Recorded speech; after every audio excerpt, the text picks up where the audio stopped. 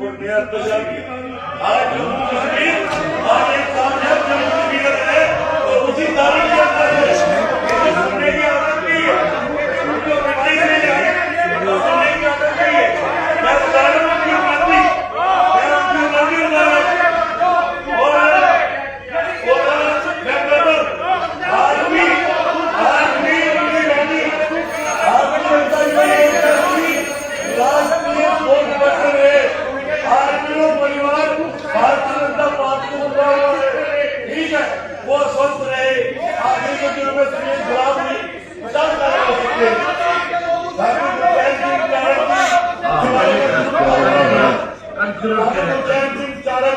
उनका जम्मू कश्मीर में एक मजबूत राजनीति। और आज था असेंबली का पहला दिन और असेंबली के पहले दिन ही आज सत्यपाल मलिक को भावपूर्ण श्रद्धांजलि देने को लेकर ठीक ठाक बहस देखने को मिली। कहां पर? श्रीनगर में। देखिए, पूरी खबर आपके साथ साझा करेंगे और आपके साथ पूरा मामला भी साझा करेंगे। नमस्कार, आप देख रहे हैं अर्थ न्यूज की स्पेशल रिपोर्ट और बात करेंगे आज के दिन असेंबली में जो एक हीटेड आर्गुमेंट देखने को मिला भारतीय जनता पार्टी और रूल करने वाली पार्टी यानी जम्मू कश्मीर नेशनल कॉन्फ्रेंस के बीच। दरअसल बात यहां से शुरू हुई कि सबसे पहले जब एमएलए बशीर वीरी ने पहले कहा कि कहीं ना कहीं सत्यपाल मलिक का जो रोल जम्मू कश्मीर के लिए रहा है वो कहीं ना कहीं बहुत ज्यादा कंट्रोवर्शियल रहा है, जिसको देखते हुए फिर उसके बाद बहसबाजी शुरू हो गई। आपको बता दें कि जब ये सब बहसबाजी शुरू हुई तब उसके बीच में बात हो रही थी सत्यपाल मलिक जो कि जम्मू कश्मीर के पहले गवर्नर रहे हैं 2019 तक, उनको ऑबिचुअरी देने के लिए ये बातचीत चल रही थी और आर्गुमेंट शुरू हो गया। और सत्यपाल मलिक की अगर बात करें तो वो जम्मू कश्मीर के आखिरी गवर्नर थे जब जम्मू कश्मीर यहाँ पे स्टेट हुआ करता था। एमएलए खुर्शीद की बात करें तो उन्होंने कहा कि वो ऐसे एक गवर्नर थे जिन्होंने जम्मू कश्मीर के जो किसान थे उनके बारे में उन्होंने बातचीत की। और रही बात रंधावा साहब की तो उनका ये कहना था कि ये एक कोइंसिडेंस था कि आखिरी सांस उन्होंने 5 अगस्त के दिन ही ली। भारतीय जनता पार्टी और एनसी के बीच में एक बहुत ज्यादा हीटेड आर्ग्यूमेंट आज वहां पर देखने को मिला क्योंकि वहां पर सत्यपाल मलिक जी को आज याद किया गया और जब याद करने के बाद ये बात की जाने लगी कि कहीं ना कहीं उनके लिए एक ऑबिचुअरी होनी चाहिए, तब उस दौरान ही ये सब लड़ाई झगड़ा देखने को मिला। रही बात मलिक साहब की तो वो आखिरी और लास्ट गवर्नर थे जब जम्मू कश्मीर एक स्टेट हुआ करता था। अगस्त में इस साल उनकी मौत हो गई और वो इस दुनिया को छोड़कर चले गए। हालांकि काफी समय से वो बहुत ज्यादा बीमार थे और जब आज उनके बारे में बात हो रही थी तब नेशनल कॉन्फ्रेंस के लीडर और उनकी तरफ से बातचीत होने लगी।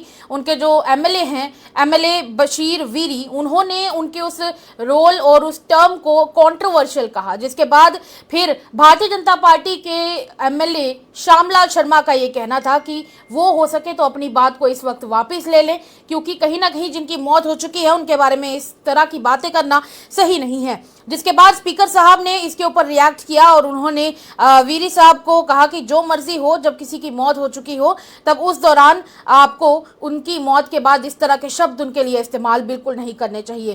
कांग्रेस की जो लेजिस्लेटिव पार्टी है उनके लीडर गुलाम अहमद मीर ने भी इस बारे में बातचीत की और उन्होंने कहा कि जो मर्जी हो, सत्यपाल मलिक जम्मू कश्मीर के लिए एक बहुत अच्छे लीडर रहे, वो आउटस्पोकन थे और काफी ज्यादा पॉपुलर भी थे। उन्होंने कहा कि भले ही आर्टिकल 370 के एब्रोगेशन की वजह से उनको भले ही फायदा हुआ हो, पर कहीं ना कहीं इस बात में कोई दो राय नहीं है कि आखिरी समय में उन्होंने बहुत ज्यादा सफर किया क्योंकि आखिरी समय में वो बहुत ज्यादा बीमार थे, अस्पताल में थे, उनका इलाज चल रहा था। कहीं ना कहीं भले ही उन्होंने इस चीज का फायदा जरूर उठाया हो पहले जब आर्टिकल 370 को यहाँ से एब्रोगेट किया गया हो, पर इस बात में कोई दो राय नहीं है कि बाद में उन्हें काफी ज्यादा सफर भी करना पड़ा और काफी दिक्कतों का सामना भी करना पड़ा। आगे चलेंगे, बात करेंगे कि भले ही वो उन्होंने ये भी कहा कि भले ही अब वो इस दुनिया को छोड़कर जा चुके हैं, हमारी भले ही उनके साथ ना बनती हो, पर इस बात को भूलना गलत नहीं होगा कि अब वो हमारे बीच में नहीं रहे हैं और उनके बारे में अच्छी बात ही की जाए। इसी के साथ आपको बता दें कि इस सब के बाद जब यहाँ पर लड़ाई बढ़ने शुरू हो गई तब यहाँ पर पीडीपी के एमएलए रफीक नायक का ये कहना था कि जो मर्जी हो उनकी रिस्पेक्ट करना जरूरी है। तारागामी की अगर बात करें, मोहम्मद यूसुफ तारागामी की, तो उन्होंने भी कुछ इसी तरह की बातें की। उन्होंने कहा कि भले ही ये सब चीज़ें हों और हमें एक सबक ज़रूर इस सबसे लेना चाहिए। और महराज मलिक की भी यहाँ पर जब बात छिड़ी तब ये कहा गया कि जो मर्जी हो, यहाँ पर आज महराज मलिक नहीं है तो कहीं ना कहीं उनकी कमी जो है वो यहाँ पर खल रही है, जबकि महराज मलिक अभी जिंदा हैं और सही सलामत हैं। सत्यपाल मलिक के बारे में फिर जब बात चल रही थी तब मोहम्मद यूसुफ तारागामी ने ये कहा कि ऑबिचुअरी का मतलब नहीं है कि हमने कोई भी लेसन नहीं सीखा है, हमने कुछ सीखा नहीं है इससे।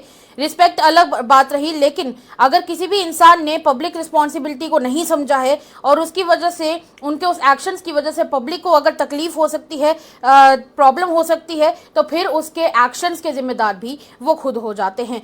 जिसके बाद फिर विक्रम रंधावा जब बात करने लगे तब विक्रम रंधावा ने ये कहा कि सत्यपाल मलिक जी का टैलेंट भारतीय जनता पार्टी ने देखा था और वही देखते हुए उन्हें जम्मू कश्मीर का गवर्नर भी बनाया गया था। 5 अगस्त एक हिस्टोरिक डे रहा जम्मू कश्मीर के लिए हमेशा से ही, क्योंकि आर्टिकल 370 एब्रोगेट हुआ था। और इसी के साथ उनका ये भी कहना था कि कहीं ना कहीं ये एक कोइंसिडेंस है कि सत्यपाल मलिक जी की जब मौत हुई तो वो 5 अगस्त का ही दिन था, जिसके बाद वहां पर बहुत ज्यादा लड़ाई झगड़ा छिड़ गया। और एक बार आप वो लड़ाई झगड़ा भी हम आपके साथ जरूर साझा करेंगे कि क्या लड़ाई झगड़ा हुआ वहां पर रंधावा जी की स्पीच के दौरान। क्योंकि गरीब परिवार से थे, आखिरी जीवन के 20-21 वर्ष भारतीय जनता पार्टी से जुड़े। 2004 में भारतीय जनता पार्टी से जुड़े थे, राज्यसभा में भी रहे और भारतीय जनता पार्टी के हमारे राष्ट्रीय नेतृत्व ने उनके व्यक्तित्व को बहुत अच्छे से पहचाना, परखा और यही कारण था कि उनको अब ये सौभाग्य देख लीजिए, मैं बताता हूँ लास्ट में क्या किया आपके सबके ऑफिस लगेगा। 5 अगस्त 2019 का एक तारीख दिन है और एक 5 अगस्त 2025 भी हुआ जब सत्यपाल मलिक जी का स्वर्गवास। ये कुदरत का नियम कि वो एक तारीखी दिन के इतिहासकार बने जिन्होंने जम्मू कश्मीर को नई दिशा और नया दर्जा दिया। आज जम्मू कश्मीर आज एक कामयाब जम्मू कश्मीर है और उसी तारीख के अंदर सुनने की आदत नहीं है, उनको मिट्टी से जाए सुनने की आदत नहीं है। मैं बता रहा हूँ क्यों करती, मैं उनकी मंदिर में और मैं कहता आज भी उनकी गाड़ी आज राष्ट्रीय वोट पत्र है, आज भी वो परिवार भारतीय जनता पार्टी को बुला हुआ है। ठीक है, वो स्वस्थ रहे, आगे के दिनों में सुनील खराब नहीं सब कार्य हो सकते हैं।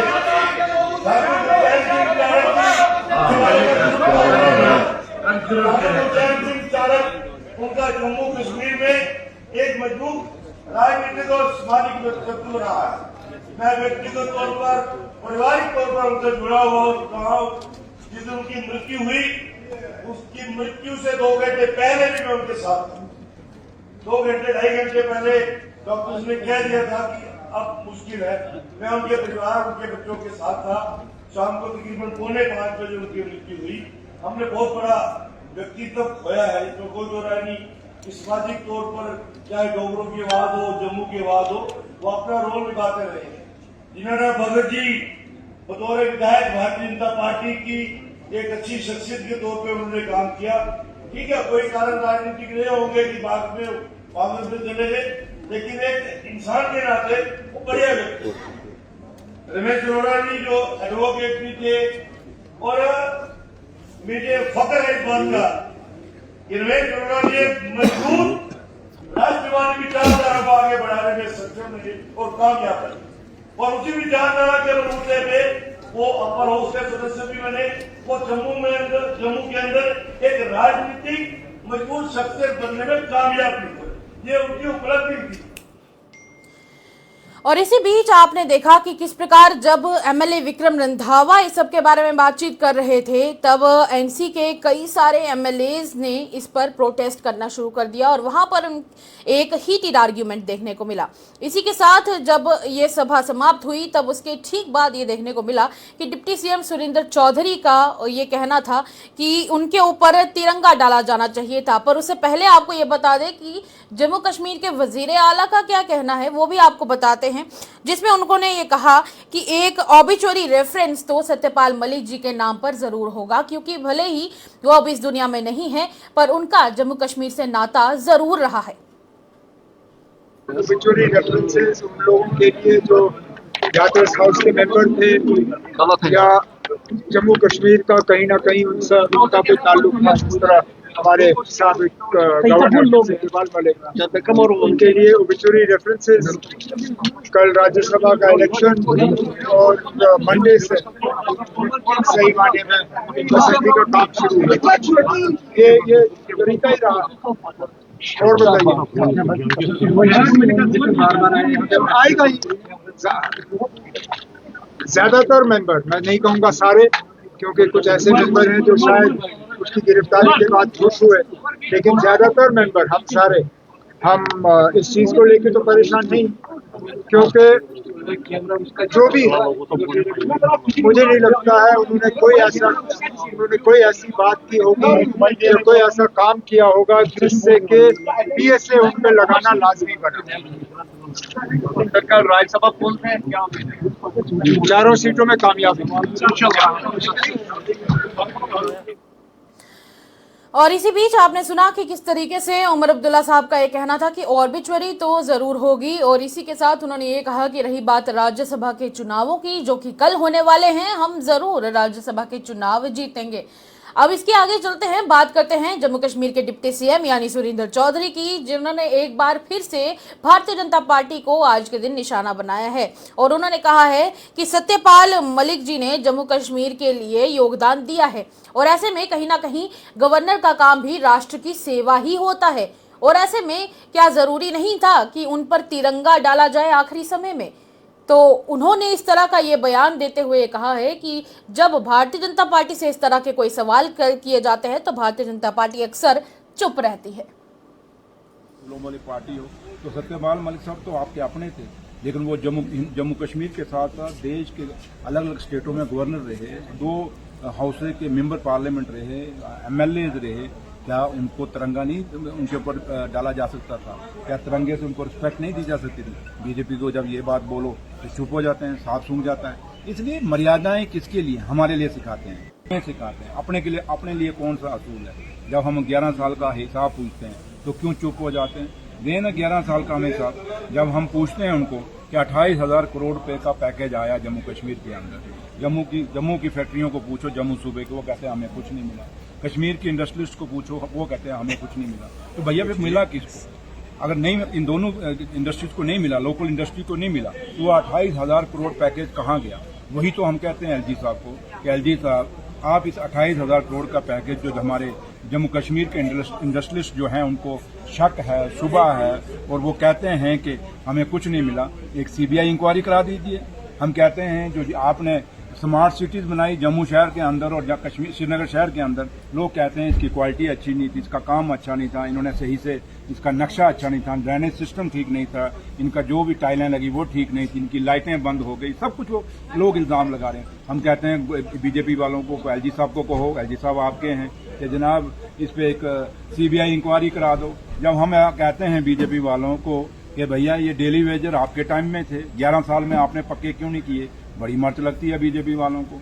हम जब उनको कहते हैं कि ये सुनील शर्मा साहब खुद खेल मंत्री थे, आपको याद होगा, तो रैबरे खेल उस पर इल्जाम लगाना चाहिए। इसलिए अगर बातें करने पे जाएं किसी, चाहे वो रैबरे खेल, रैबरे जंगलात, रैबरे जरात, जो भी, चाहे वो होम गार्ड्स हैं, एसपीओज हैं, या डेली वेजर्स हैं, या जितने भी लोगों की मुश्किलें और मुसीबतें 11 साल की हैं, उस पर ये बात नहीं करते। इसलिए मैंने आपको कहा है कि बीजेपी जो कहती है चलने नहीं देंगे, भैया चलने, हम चल तो रहे हैं। जिन लोगों को टांगें जम्मू कश्मीर के लोगों ने लगाई हों, उनकी टांगों में बहुत दम है, मजबूत हैं। आपकी टांगें किसी एक आदमी के कारण आप जीते हो, अपने बलबूते पे जीत के आओगे उस दिन आप लोगों की बात करोगे। हम लोगों की बात क्यों करते हैं? क्योंकि हमें पता है कि जम्मू कश्मीर के लोगों ने हमें वोट क्यों डाला है, और जम्मू कश्मीर के लोगों ने हमें वोट जिस मकसद से डाला है, उन्होंने 5 साल की हमें हुकूमत दी है, और 5 साल बाद जब हुकूमत खत्म होगी, हम एक एक बात का, अपने मैनिफेस्टो का और उसके बाद का जो जो भी बातें हैं वो हम सारी बताएंगे आपको। चंद रोज के अंदर 15 नवंबर को मैं सनत नगर ब्रिज का हम ओपनिंग फाउंडेशन स्टोन रख रहे हैं। ये 1-2 दिन के अंदर कमरवाड़ी का जो ब्रिज है आपका, उसका उद्घाटन कर रहे हैं। आपका ये जो ब्लूवर्ड रोड है, जो वाइडनिंग है, इसकी आप लोग भी आए थे, चंद दिनों के अंदर इसका हम नींव पत्थर रखने जा रहे हैं। ऐसे कई काम हैं, जम्मू के अंदर भी हैं, कश्मीर के अंदर हैं, जो अधूरे इन्होंने छोड़े हैं। गिनती पे जाएंगे तो मेरा ख्याल आपको भी रात पड़ जाएगी, मुझे भी रात पड़ जाएगी, फिर रातों दर रातें ये जिक्र होते रहेंगे। इसलिए मैं लंबी चीजें नहीं जान जाता। मुकाबला करेंगे, हम डरने वालों से नहीं। कोई डराएगा हम डर जाएंगे, बल्कि हम डरने वालों से डरते हैं तो उस रब से डरते हैं। बाकी ये जो जमीन पे आते हैं बोलने वाले, ये कितना बोलते हैं, इनकी कितना दम है। और इस तरीके से आपने सुना कि कैसे भारतीय जनता पार्टी के ऊपर एक के बाद एक तंज कसते गए डिप्टी सीएम सुरेंद्र चौधरी।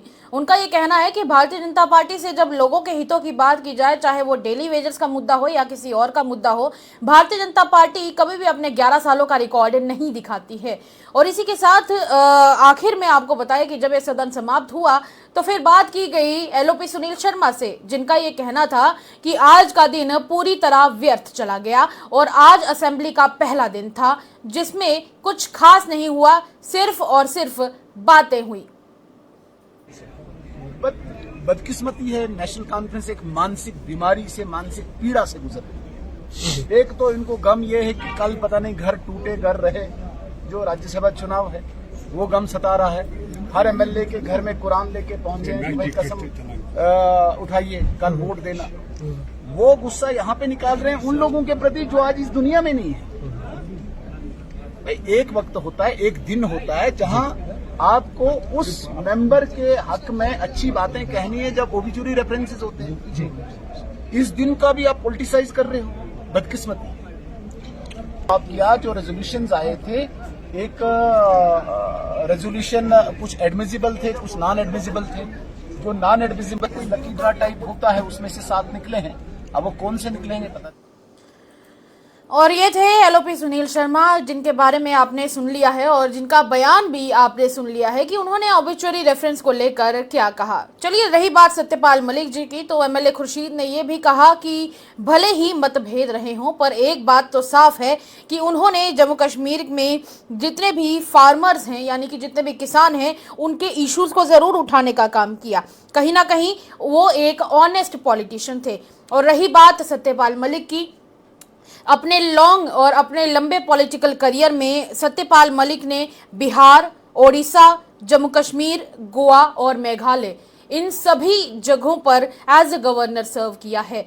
रही बात सत्यपाल मलिक जी की और उनकी हेल्थ की, आपको बता दें कि आखिरी समय में वो काफ़ी ज़्यादा बीमार थे और हॉस्पिटल में थे। इसी के साथ अभी फिलहाल के लिए इस रिपोर्ट में इतना ही। सत्यपाल मलिक जी को आज याद किया गया, भले ही यहाँ पर कंट्रोवर्सी बनी हो, पर इस बात को नहीं नकारा जा सकता कि सत्यपाल मलिक जम्मू कश्मीर के गवर्नर रहे हैं।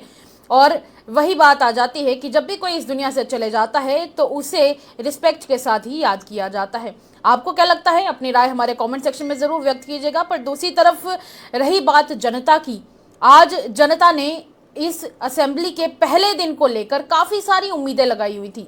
लोगों को ये उम्मीदें थी कि आज जनता के इश्यूज के बारे में बातें होंगी। जनता जो काफी समय से इंतजार कर रही है नौकरियों का, शायद इस बारे में बात होगी।